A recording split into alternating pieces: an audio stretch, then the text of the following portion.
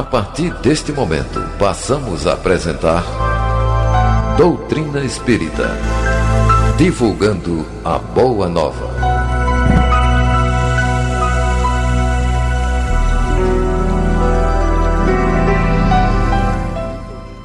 Cada criatura vive na realidade que lhe caracteriza. Em toda parte, cada um de nós, em sua luta, em sua dificuldade, em sua prova, em seu problema. Enquanto nós pomos a censurar, não conseguiremos entender. Enquanto exigimos, não aprendemos a auxiliar. Palavras de Emmanuel. Bom dia, queridos ouvintes e internautas. Que a graça de Deus alcance nossos corações. Em Camaragibe, Pernambuco, são 11 horas e 2 minutos. Sábado, 17 de maio de 2025. Eu sou Clênio Barros, através da Rádio Guarani Digital. Estaremos juntos até às 12 horas, apresentando o programa Doutrina Espírita, de número 1436, com a participação de Zeca Piquet e Virginia Barros, aqui no estúdio e nas recepções de suas ligações. Na técnica, Eduardo Albuquerque, produção de Clênio Barros. A mensagem para nos harmonizar será Errata, do CD Momento Espírita, volume 24, faixa 7. Logo depois, vamos abraçar vocês ouvintes e internautas que participam conosco, aos sábados, ao vivo, e em especial os aniversariantes da semana. Segue o Minuto Mediúnico com o tema Comunicação de Espíritos com Atitudes Desequilibradas.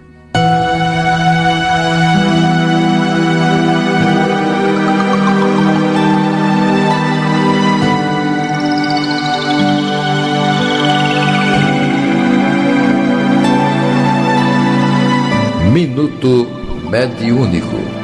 Bom dia, amigos ouvintes. O Minuto Mediúnico de hoje que abordará o tema Comunicação de Espíritos com Atitudes Desequilibradas, que foi baseado no livro Diretrizes de Segurança, dos médiuns Divaldo Franco e Raul Teixeira, e nas obras básicas e subsidiárias da doutrina espírita, com redação e adaptação de texto de Naelcio Coutinho. Como qualquer faculdade mental, que é independente que as pessoas tenham ou não controle efetivo de suas emoções, cumpre ao médium educar a mente para disciplinar a sua vontade.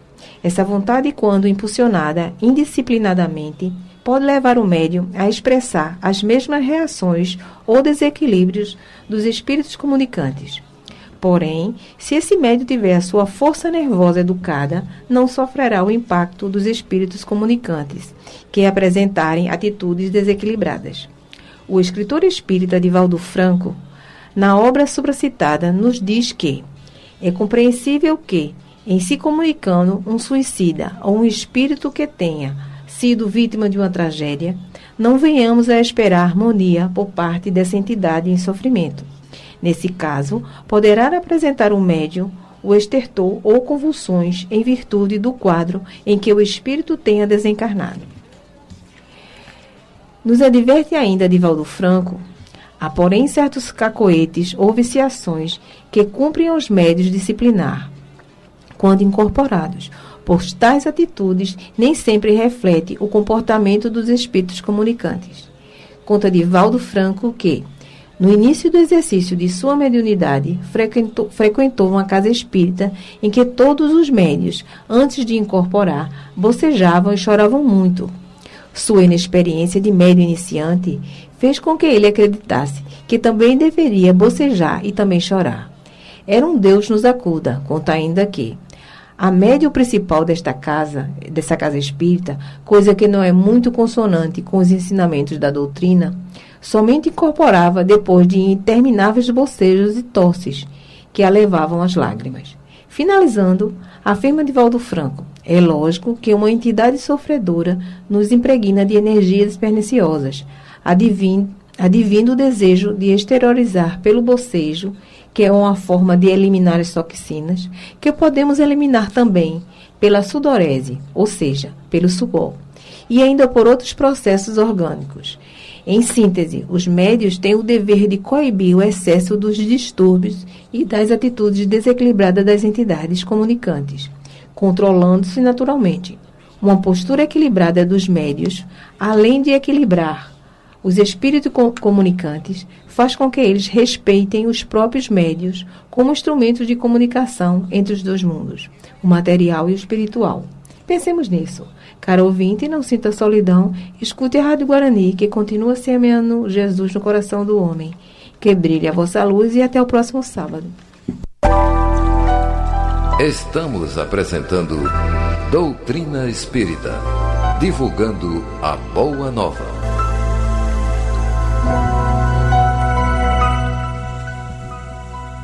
Bem, queridos ouvintes, atingimos agora o auge do programa, podemos assim dizer. Vamos iniciar a entrevista com André Honorato. Com a graça de Deus, está aqui conosco, pesquisador, estudioso do Espiritismo, palestrante, trabalhador voluntário da Cruzada Espírita Pernambucana. E o tema de hoje, Embaia a tua espada. Seja bem-vindo, André, a casa é sua, com a graça de Deus.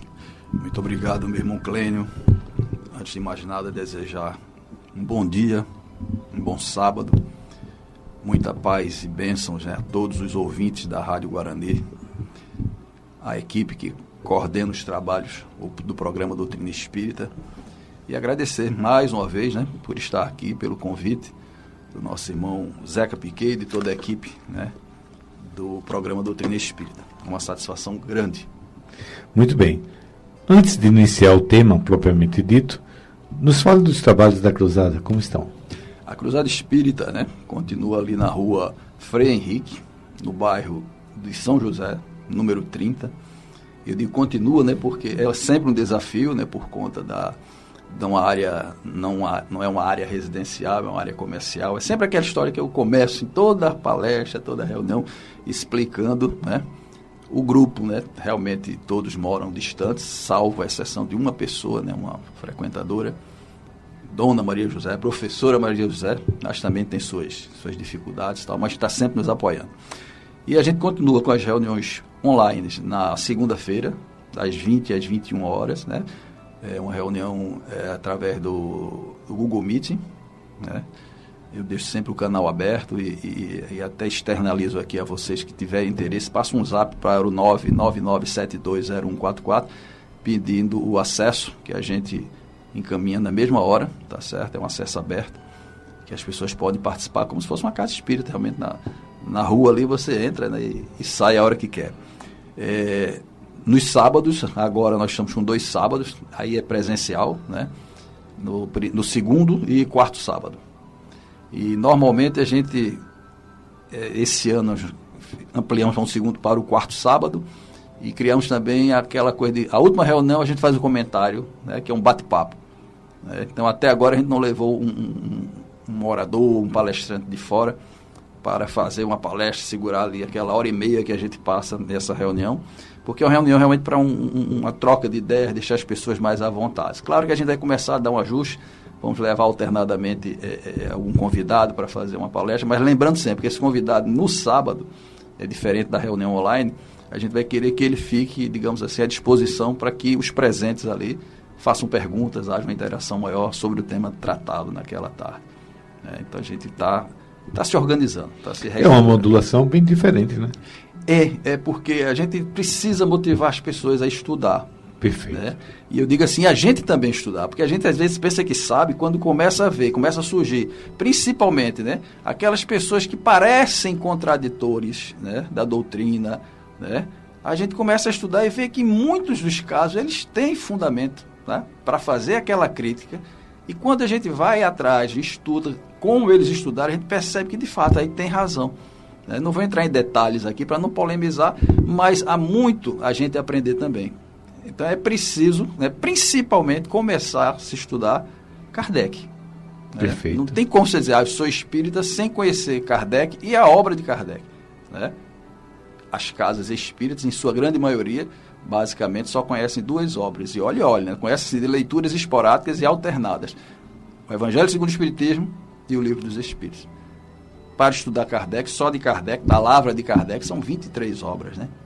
Então, tem muita coisa que a gente falta. Eu digo assim porque eu também estou carente aí de estudar muita coisa dessas 23. Verdade. E talvez um dos livros menos lidos, desculpe, mas a interação faz parte, é Céu e Inferno, Justiça Divina, né? Belíssimo livro. É verdade. Que é assustador o título, né? É verdade. Aí vem Justiça Divina e você diz, então tá bom.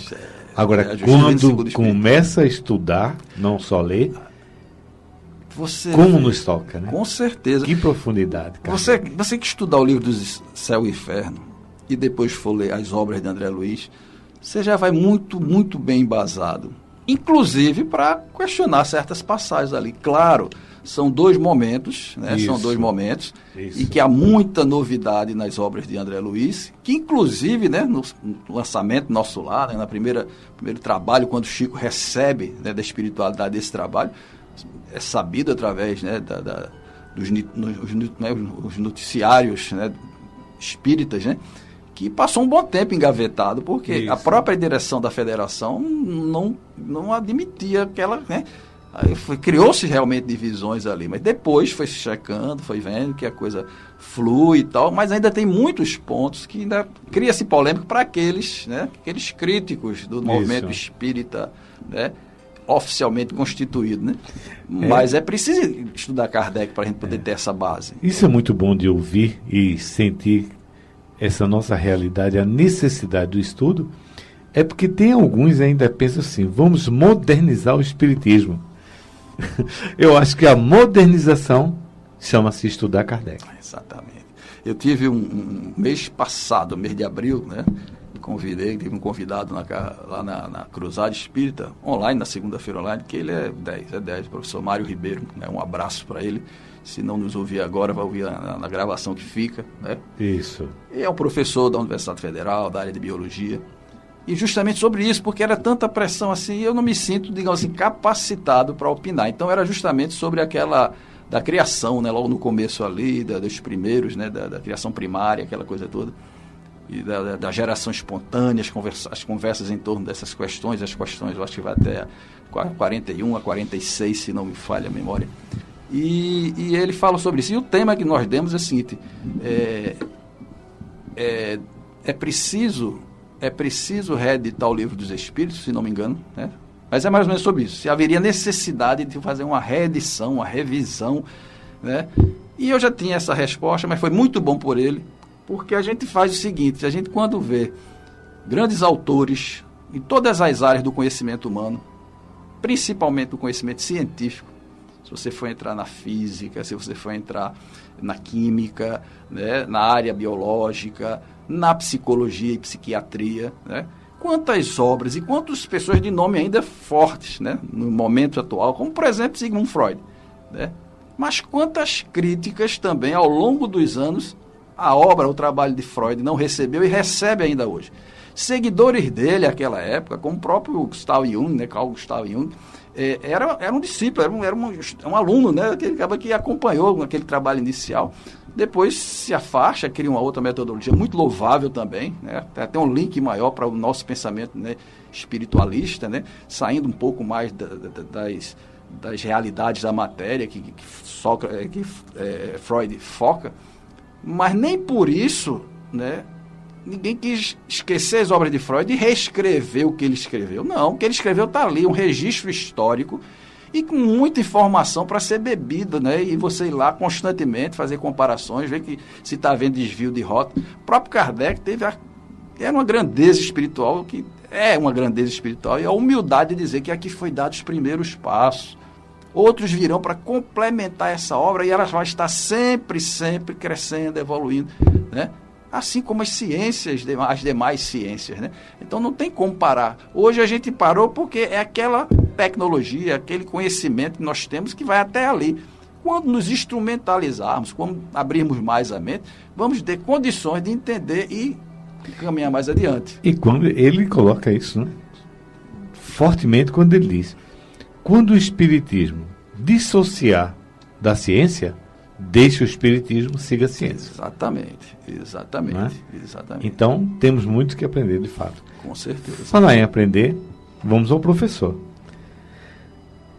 O tema é instigante, não é? Bastante. Sendo assim, o homem é um ser belicoso. Qual é a causa que leva o homem à guerra? É interessante, porque a lição 114 do livro Fonte Viva, no primeiro momento que Piquet, né, me passou, eu disse, danou-se. Né? Gostei do danou-se. Danou-se, eu disse, vamos... Estou perdido. Uma lição que, né, normalmente nós da Casa Espíritas utilizamos como exórdio. Como exórdio, exatamente. Aquela lição introdutória que nem se comenta, né, assim, muito demoradamente. Eu já sei. Só que há muito tempo eu venho acompanhando esse trabalho chamado o Projeto Fonte Viva, né, que são essas 4 obras de Emmanuel, né, e que quando você lê, você quer reler. Quando você lê mais de uma vez, você começa a ver detalhes que você não via. Então eu gosto muito quando vejo esse desafio, embora no começo eu fiquei aperreado. Rapaz, ele tem quase 1 hora de programa e esse tema vai se esgotar. Que nada. 10 minutos resolve. Não é? Aí a gente começa a estudar, me permita ler alguns trechos aqui. Fique à vontade. Né? Ele pega aqui, lição 114, né? Começa Emmanuel destacando uma passagem, né? Começa no livro destacando uma passagem do Evangelho de João, justo no capítulo 18, versículo 11. E o trecho é só esse: embainha tua espada, né? Embainha tua espada, guarda tua espada, né? Essa é uma passagem que, para quem lê o Evangelho, quem lê o Novo Testamento, né, conhece que aquele momento que Jesus estava reunido, né, lá com os seus discípulos, já preparando-os, porque ele já sabia o que estava por vir, porque é naquele momento depois ali que ele vai ser preso. O detalhe da prisão, quando você lê todo o capítulo 18, que vai do versículo 1 até o 40, né? Você vê o desenrolar e vai entendendo, porque muita gente fez, olha o soldado romano, o Império Romano. O Império Romano ali foi só, digamos assim, coadjuvante, né? E até se opôs, né, àquela tirania tão presente dos representantes da religião estabelecida, do Sinédrio, né? Então ele estava sendo preso e foi depois admoestado por essa turma, né? Então ele recebe aquela voz de prisão. Quando procura, o pessoal não sabia, né? Narra a própria passagem evangélica. Eles chegam ali e perguntam que estão à procura de Jesus.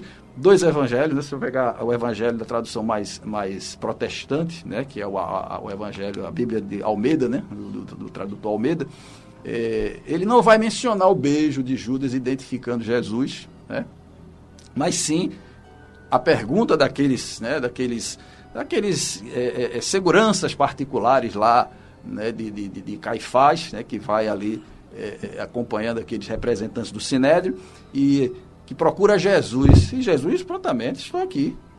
Não se escondeu não, viu, gente? Não ficou querendo fugir da responsabilidade, não. Ele prontamente, porque ele tinha uma preocupação, né, de não prejudicar os seus seguidores ali, os seus discípulos, né, seus apóstolos. Porque aqueles iriam, e ele já sabia, continuar o trabalho. Então vai ele e vai Pedro junto dele. E quando ele... né, e o cara pergunta umas 3 vezes, ele, pois não, estou aqui. Tem hora que ele fala, enfatiza tanto que é ele, que dizem, que tem a narração, que eles caem, né? Que o povo cai quando ele se apresenta. Meu amigo, passar perto de Jesus não é para todo mundo, não. É a mesma coisa você passar perto de uma rede de alta tensão e sentir aquele arrepio, e se não tiver cuidado, você toma uma descarga. Né? Por isso tem todo aquele cuidado de manter-se afastado. Então, é mais ou menos isso, né? A presença de Jesus. Tem aquela passagem do livro Há 2000 anos, em que Emmanuel, ainda o senador Públio Lentulio, sai à procura de Jesus pelo desespero de ver a filha muito doente. Ele, um senador romano, se sentiu até envergonhado, mas quando encontra Jesus ali na praia, né, naquele trecho ali, e que Jesus se apresenta a ele, ele desmaia. Um senador romano não suportou a presença daquele homem do povo, entre aspas, né, que na cabeça dele era um homem do povo, vive com esse povo iletrado, esse povo pobre, gente até de má fama, de má vida. Né? Seria hoje um curandeiro. Seria um curandeiro, na melhor das hipóteses, né? Um enrolão do povo. Não, mas ele foi porque a mulher tinha tanta fé, a esposa tinha tanta fé, e estava ali envolvida com a filha Flávia, né? E ele escalado, ele disse, vou buscar, vou tentar falar com ele. E não consegue, né? Desmaiou ali, mas já ficou tocado. E aquilo aí registra, mais na frente a gente vai acompanhar a história de Emmanuel. E o que é que acontece? A gente começa a perceber que nesse momento depois de passar esse vexame de que eles caíram ali, se levantam, dão ordem de prisão e vão levar para cá. É aquela história que você já conhece, que a gente ouviu reprisar agora no mês de abril, né, que é a Paixão de Cristo. Mas esse momento a gente se questiona para quem foi essa ordem, né? Embainha a tua espada. E ele começa da seguinte forma, porque depois a gente vai desenvolver o que está aqui dentro, né? A guerra foi sempre o terror das nações. Furacão de inconsciência abre a porta a todos os monstros da iniquidade por onde se manifesta.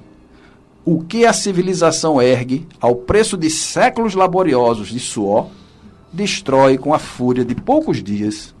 Diante dela, surgem o morticínio e o arrasamento, que compelem o povo à crueldade e à barbárie, através das quais aparecem dias amargos de sofrimento e regeneração para coletividades que lhes aceitaram os desvairios.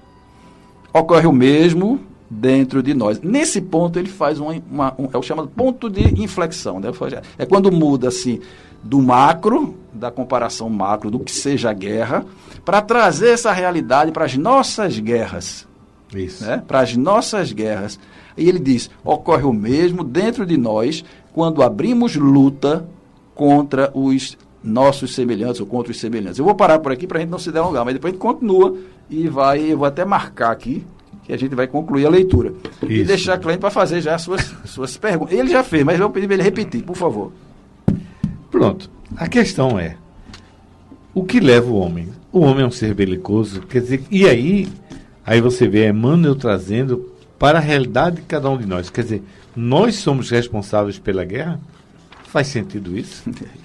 Essa pergunta eu até botei depois para você, acho que chegou, não foi? Chegou sim. Chegou, né? Pronto. Chegou, está aqui, com as informações de que eu me baseei no livro dos Espíritos, que trata sobre a guerra, né?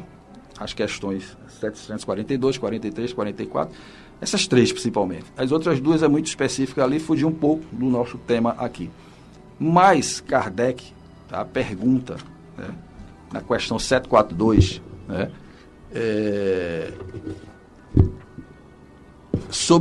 exatamente sobre isso, né? Qual a causa que leva o homem, que como o Clênio já disse, é um ser belicoso, naturalmente, né?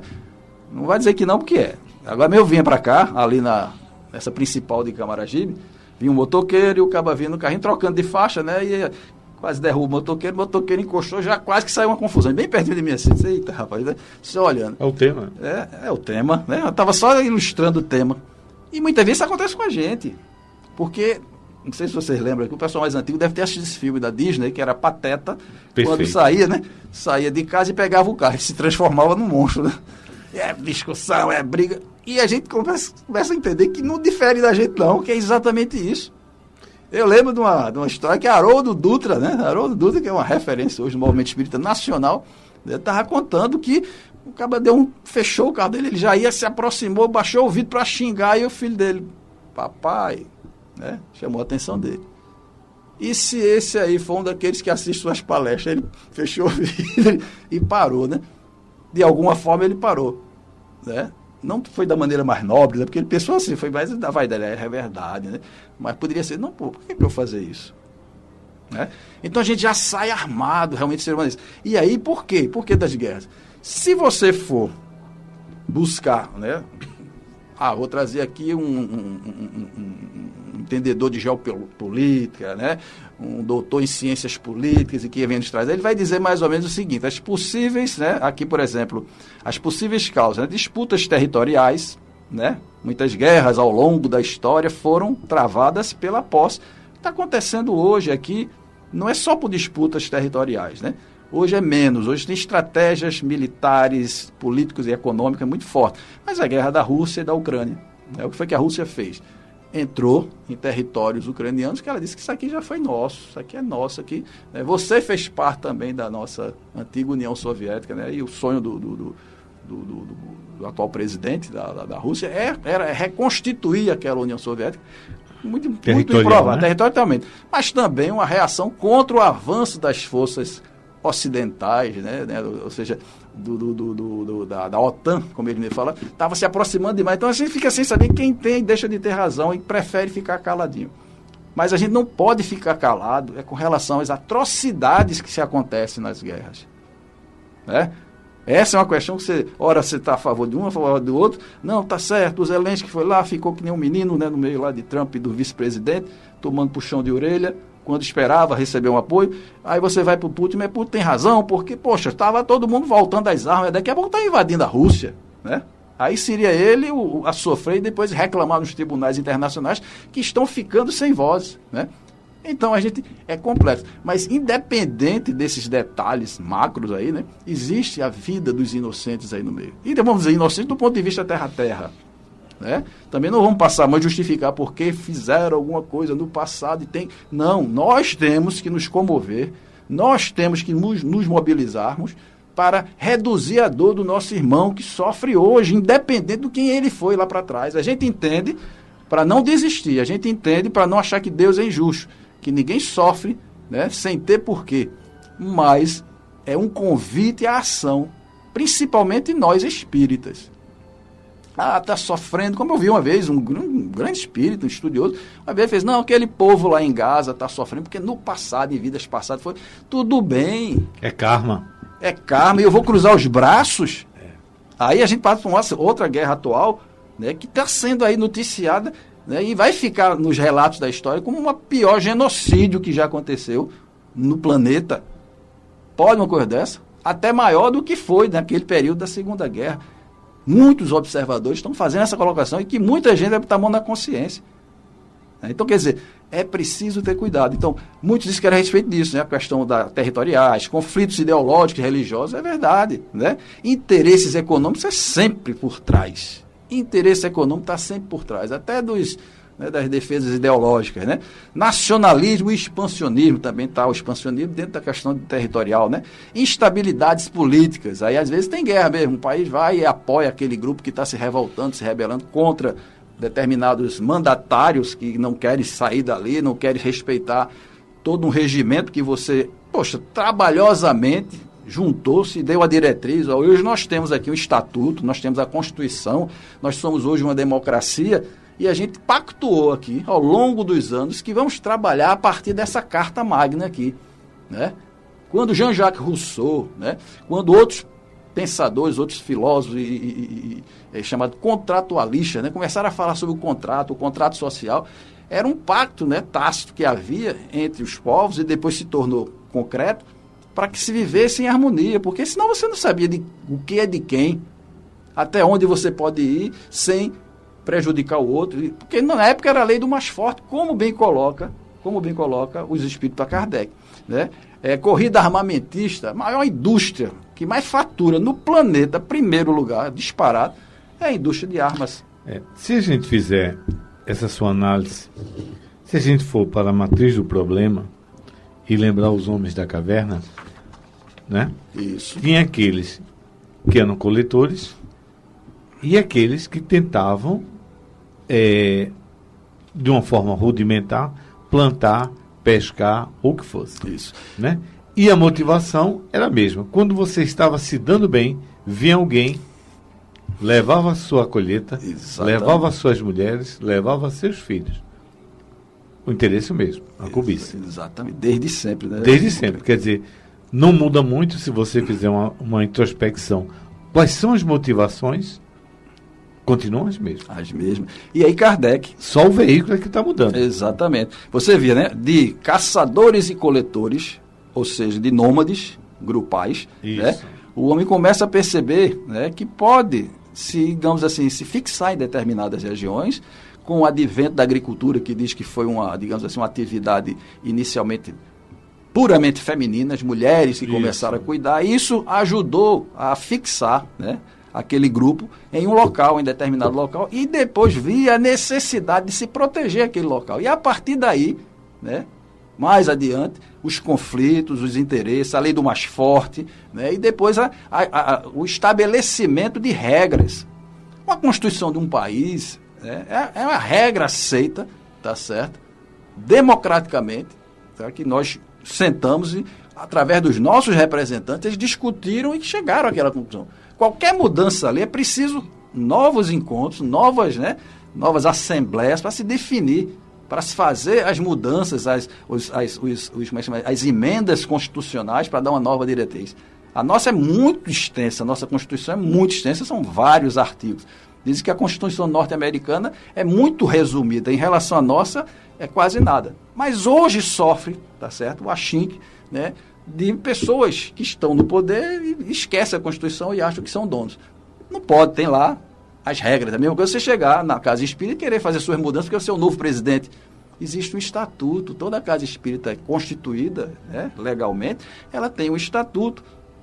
Você tem as atas, você não consegue fazer nada ali. Vou abrir uma conta no banco, sei que, se as atas não estiverem atualizadas, né? Você precisa registrar em cartório. É uma burocracia que muita gente diz, que coisa difícil, eu pensei que fosse só trabalhar como os discípulos de Jesus. Não é, não. Mas a resposta que os espíritos deram para Kardec, para essa questão, né, essa questão 742, é bem clara e dedutível até, né? Que a dele aqui diz assim, por que, né, os humanos, né, belicosos promovem as guerras, né?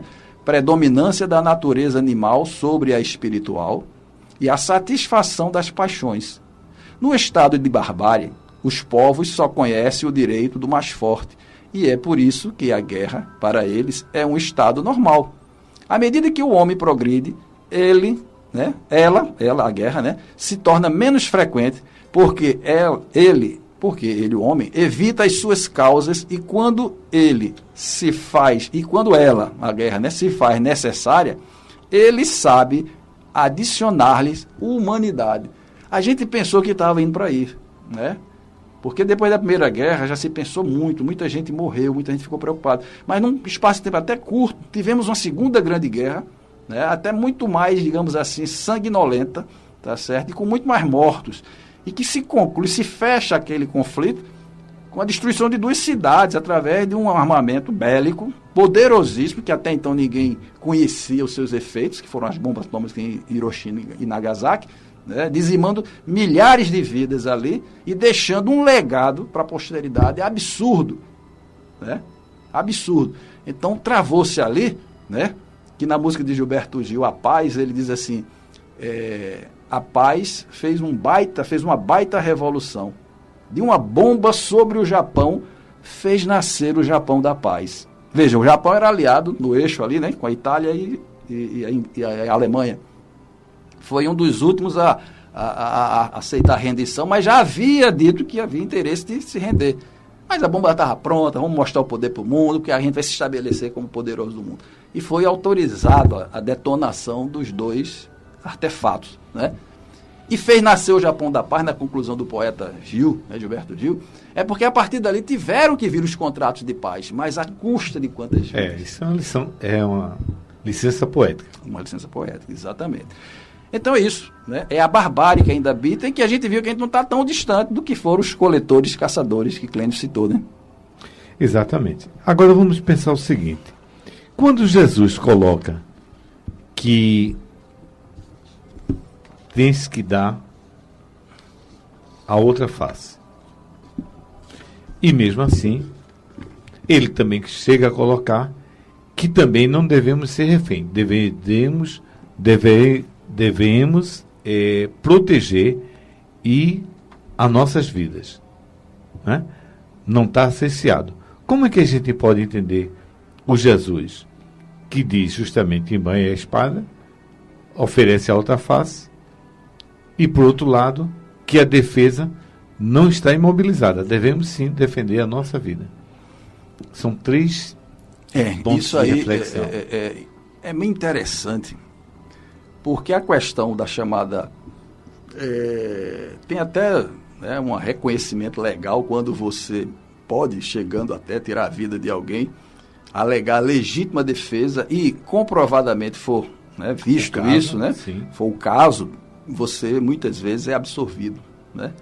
Ou sofre uma pena menor, se fica não muito esclarecido, mas se ficou muito evidente, você está na sua casa, dá um exemplo, você está na sua casa, não saiu para arrumar confusão com ninguém, né? Está ali, aí chega alguém, invade a sua casa e você, por alguma luta física, ou você de repente saca de uma arma, às vezes não é nem uma arma que você tinha lá, porque quando você tem uma arma, você tem uma intenção, né? Mas você tinha uma faca, alguma coisa que você usava para fazer outra coisa com aquilo, ou um pedaço de... e tira a vida daquele invasor, né? Você pode alegar, e tudo levando a crer que é isso, né? Claro, vai dar trabalho, porque vai ter sempre força de advogado de um lado, mas você já está com a, digamos assim, a prerrogativa de que você agiu de ilegítima defesa, tá? Mas esse é um ponto que é uma coisa muito particular de cada um, a chamada legítima defesa, porque a gente sabe, e muitas vezes em tribunal é até visto também, que legítima defesa foi essa que você usou descarregou um revólver no cabo que estava. Isso não foi legítima defesa, né? Na hora até a raiva mesmo dominou aquela pessoa, e a pessoa não percebeu que por conta desse comportamento, né, aquela legítima defesa fica, digamos assim, subjúdice, né? Fica sob o risco. Caso é assim, né? Dá licença. À vontade. Um filme que eu assisti, o cara diz assim, ao capitão, eu matei 2 pessoas naquele. O capitão fez uma coisa normal, ele disse, mas eu sinto um prazer. Aí onde está. É aí onde mora.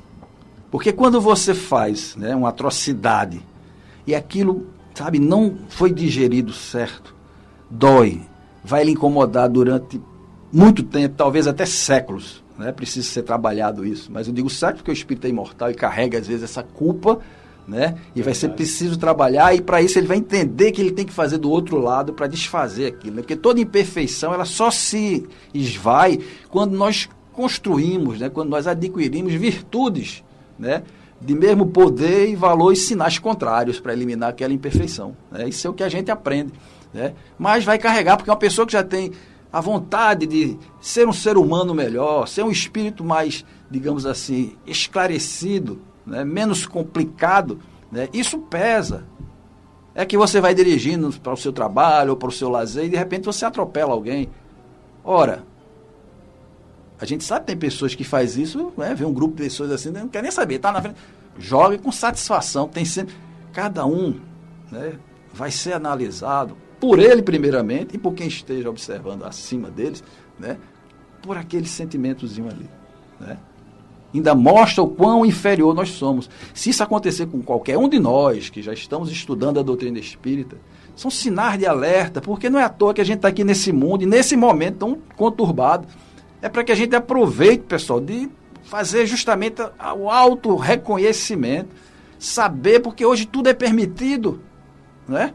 As pessoas acham graça, você foi ali, encheu a cara, foi ali, se envolveu com 300 mulheres, o homem, a mulher se envolveu. É natural, não vai mais manchar a reputação, como era na sociedade no passado, uma mulher separada não tinha espaços em muitos ambientes, o sofrimento era muito grande, né? Quem quer saber assim, a respeito desses detalhes, tem lá as questões sobre uniões antipáticas, né, que Kardec faz um estudo sobre isso, na separação, né, que é sobre divórcio, que também está tratando esse mês, né, lá na Cruzada. Era muito ruim para a mulher a questão da separação, ela tem que viver sob o jugo, muitas vezes não era nem a dependência financeira tão somente, era para depois não ficar, né, defamada na sociedade. E condições filhos, inadmissíveis. Exatamente. Graças a Deus a gente passou por isso. Isso. Mas não é por isso que a gente vai, né, se permitir, é se vigiar, é saber até que ponto você é, convidar para saber quem você é. Muito bem. Quando você fez a relação da bomba de Hiroshima e Nagasaki, se atribuiu a legítima defesa. Porque hoje, os historiadores, e eles, o Ocidente, coloca que se eles não tivessem feito isso, iriam perder a guerra. E eles atribuem a legítima defesa. De legítima não temos nada numa guerra. Mas aí é que vem. Você fez um link, e Emmanuel alerta isso, e você alertou justamente as palavras de Emmanuel e a palavra de João, que essa guerra é composta dos homens. E esse elemento, homem, ainda está à mercê de todo esse mecanismo que não saiu das nossas diretrizes, que é a cobiça, a vaidade, o orgulho. Mas como é que isso vai vincular dentro do nosso dia a dia para trazer para agora, atualizando Kardec? Exatamente, né? Ou até como tem um livro do nosso amigo lá, o professor Elias Moraes, né, que é Contextualizando Kardec, e muita gente não lê o livro, e se torna crítico do livro.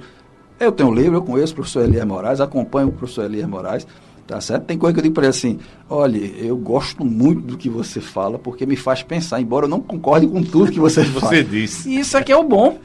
Para se construir conhecimento, é dessa forma que a gente tem que conviver. Perfeito. Dentro da casa espírita, dentro dos grupos espíritas que vão para além das paredes da casa espírita. Né? Eu estou aqui num outro grupo de outras casas espíritas, eu sou de uma casa, mas não me prendo ali. Claro. Hoje a internet nos permite, né, esse contato, às vezes você faz uma reunião online, o cara está lá do outro lado do mundo e participa. Enriquecedor, né? E sem o dúvida. bom é isso. Então, o que acontece? No Contextualizando Kardec, é justamente isso, é trazer o Kardec para nosso tempo, para entender que Kardec, poxa, não é nada de diferente, não era um super-homem, não era um Jesus Cristo da sua época, era um espírito, né, trabalhando muito melhor do que a grande maioria de nós, né?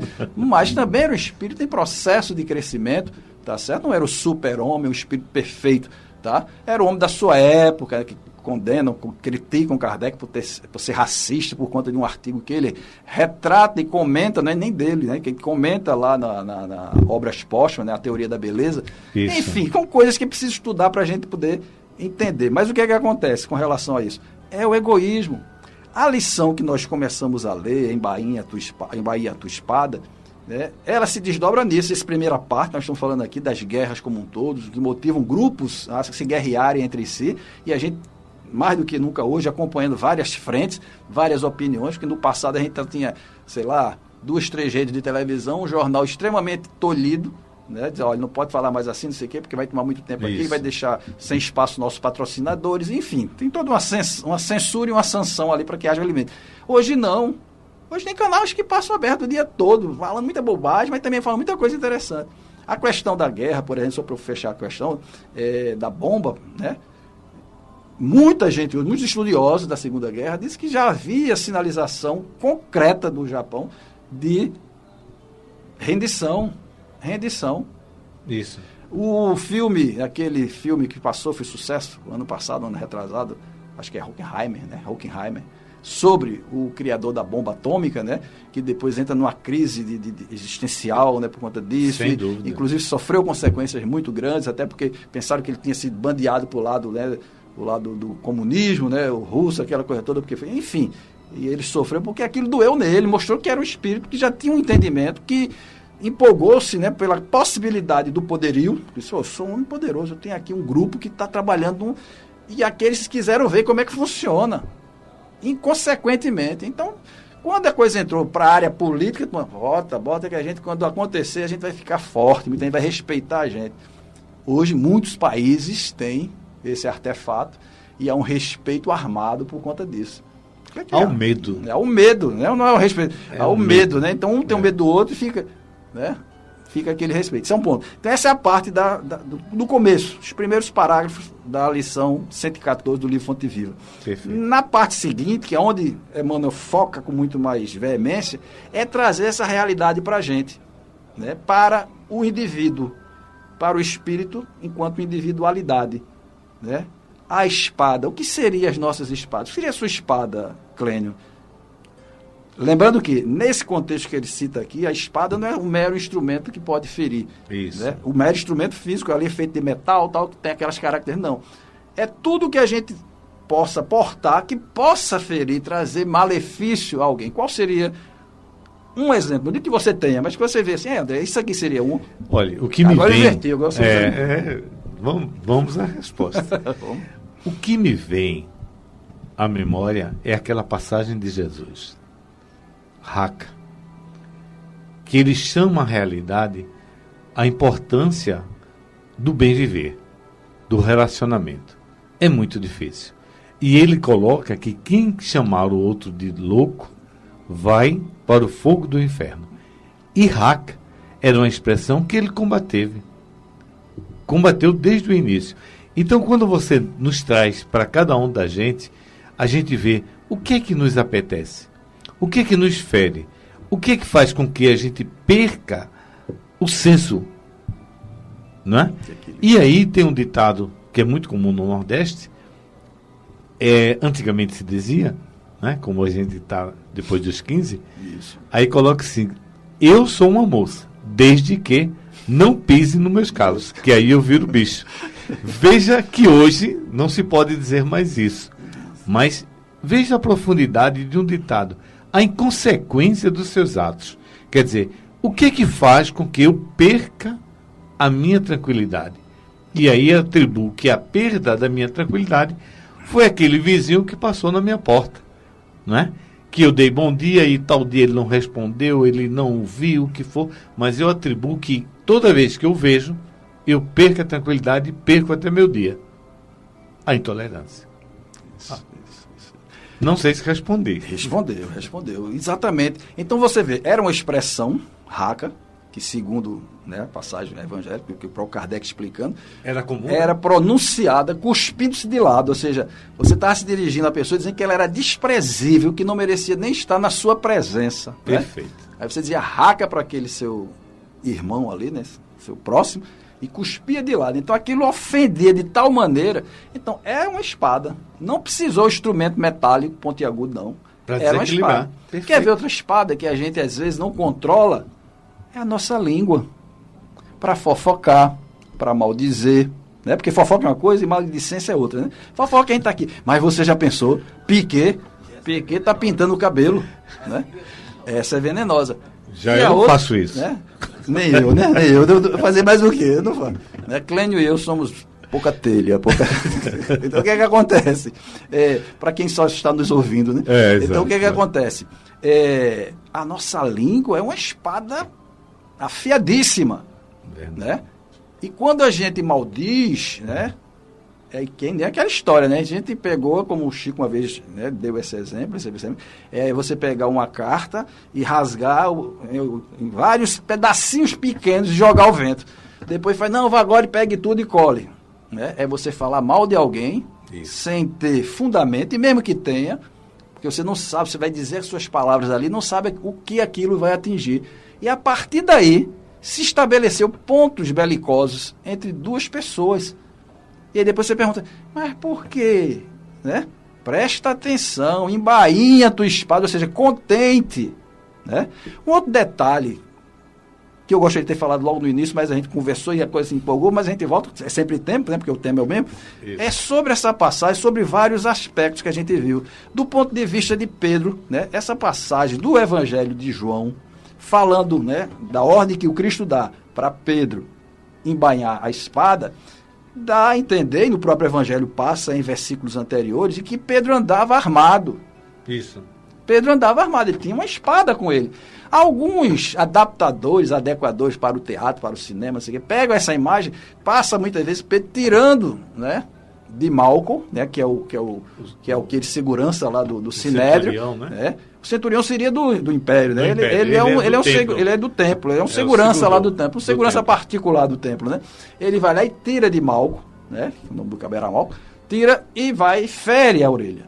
Diz que Jesus colou a orelha, mas sim, existem obras espíritas que mencionam que Jesus não colou a orelha. Jesus, porque tem uma implicação mais na frente, Jesus faz a contenção da hemorragia, do sangue, com seu poder magnético. Mas não, Malco precisou passar por aquele processo, porque depois ficou, né, com aquela marca, que era a marca de pessoas que roubavam. Era marca de ladrão, cortar a mão, cortar a orelha. E ele sofreu com isso. Ele saiu da sua cidade, foi morar em outras áreas mais populosas para ficar meio que anônimo naquela população. Aquilo foi um estigma que Pedro deixou nele. Veja aí. Pedro andava armado e o Cristo não quis, né, chegar ali e dizer assim, deixa essa arma. Não, porque era um costume dele, ele argumentava, como a mãe argumenta, não, a gente tem que andar armado mesmo, não sei o quê. E Jesus respeitava o livre-arbítrio dele. Não podia assim, pô, não, para andar comigo tem que... Não. E foi preciso, né, passar para Pedro, porque quando Pedro entendesse que não precisava andar armado, e entender de vez, não ia fazer para agradar Jesus, não. Porque se Jesus pedisse, ele ia fazer para agradar. Né? Poderia ser, porque Pedro era brabo, né? Mas poderia ser. E o tempo chega, né?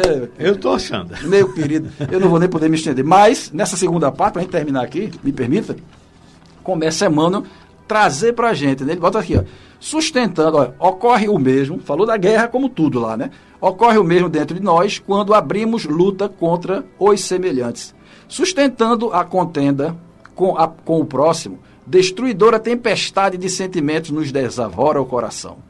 Ideias superiores e aspirações sublimes longamente acariciados, né, por nosso espírito, construções do presente para o futuro e plantações de luz e amor, que nem aqueles grandes prédios, obras de arte que são destruídas, né, durante a guerra, das invasões, né, durante a guerra. há uma destruição em nós, dessas construções no nosso espírito, quando a gente estabelece essa contenda, né? No terreno das nossas almas. Sofre desabamento e desintegração porque o desequilíbrio e a violência nos fazem tremer e cair nas vibrações do egoísmo absoluto que havíamos relegado à retaguarda da evolução. Depois disso, muitas vezes devemos atravessar aflitivas existências de expiação para corrigir as brechas que nos aviltam o barco do destino em breves momentos de insânia. Em nosso aprendizado cristão, lembremos-nos da palavra do Senhor, embainha tua espada. Alimentando a guerra com os outros, perdemos-nos nas trevas exteriores, esquecendo o bom combate que nos cabe manter em nós mesmos. Façamos a paz com os que nos cercam, lutando contra as sombras que ainda nos perturbam a existência, para que se faça em nós o reinado de luz. De lança em riste, jamais conquistaremos o bem que desejamos. A cruz do mestre tem a forma de uma espada com a lâmina voltada para baixo. Recordemos assim que, em se sacrificando sobre uma espada simbólica devidamente enserrilhada, é que Jesus conferiu ao homem a bênção da paz com felicidade e renovação. Paz para todos. Belíssima mensagem. Vamos lembrar que você ressaltou a referência de 2000 anos. E a grande passagem, creio eu que devemos ler, né, principalmente todos nós devemos estudar, é a passagem de Estevão, que conseguiu repercutir em Saulo sem nenhuma espada. Aquela passagem, ele conversa com a irmã. Essa passagem está no livro Paulo e Estevão. Paulo e Estevão. Da sequência que é Paulo e Estevão, há 2000 anos, 50 anos depois, Ave Cristo. E né? faz lembrar justamente que sem a espada ele conseguiu modificar. Com certeza. Exemplos mais atuais em relação a essa, que é bem 2000 anos atrás, né? A gente tem o Mahatma Gandhi, né? Na Índia, que consegue dirigir, né, uma negociação sem precisar, e inclusive, eu chamo de ahimsa, né, nesse livro do professor Hermógenes, né, que é Convite à Não Violência, em Paz com o Mundo, é maravilhoso. Eu tinha coisa para falar dele aqui. Fica para uma próxima. Ele tem que conquistar o tempo. Mas, belíssimo trabalho, André. Precisamos que venha mais vezes, não é? É só convidar quem tem. Com a graça de Deus. O que vemos hoje, e é importante, a leitura de Kardec e Fonte Viva. Estamos encerrando e agradecendo ao Criador pela oportunidade de servir a divulgação cristã. André Honorato, hoje, o nosso entrevistado. Brilhante trabalho. A Zeca Piquet, a Virginia Barros, Eduardo Albuquerque, a Luciano Carvalho, representando a Rádio Guarani Digital. Que fiquem todos com Deus. Desejamos uma semana de muito aprendizado e, de acordo com a sua vontade e o nosso merecimento, aqui estaremos na próxima semana.